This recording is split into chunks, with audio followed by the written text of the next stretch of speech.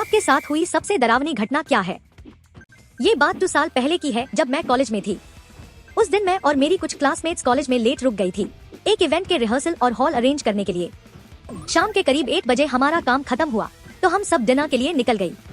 Dinner के बाद ज्यादा लड़कियां घर चली गई, लेकिन मैं और मेरी 2 दोस्त एक हुक्का पार्लर गए। वहाँ हमने कुछ घंटे चिल किया, हुक्का पिया, डेजर्ट्स खाए और गॉसिप की। फिर अचानक तेज बारिश शुरू हो गई। रात के करीब 11 बज रहे थे तो हमने डिसाइड किया कि अब घर जाना चाहिए।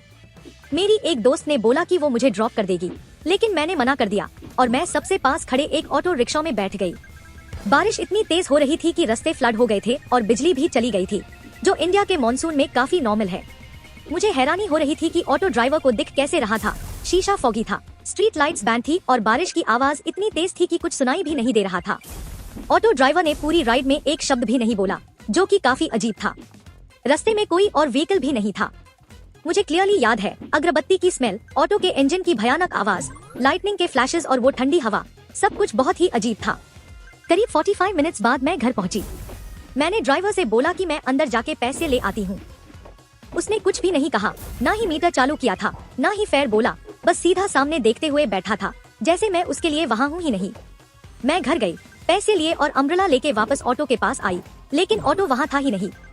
मेन बिल्डिंग के वॉचमैन से पूछा कि ऑटो गया कहाँ, तो वो नींद में उठ के सिर्फ इतना बोला कि उसने किसी को नहीं देखा। जब मैं वापस घर जा रही थी तब मुझे एक बात याद आई जो मेरी रातों की नींद उड़ा गई। मैंने उस ऑटो ड्राइवर को अपना एड्रेस बताया ही नहीं था।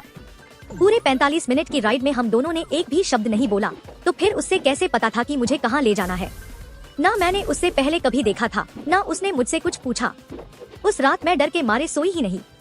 सिर्फ सुबह सूरज निकलने के बाद आंख लगी। आज तक मैं रात को ऑटो में नहीं बैठती।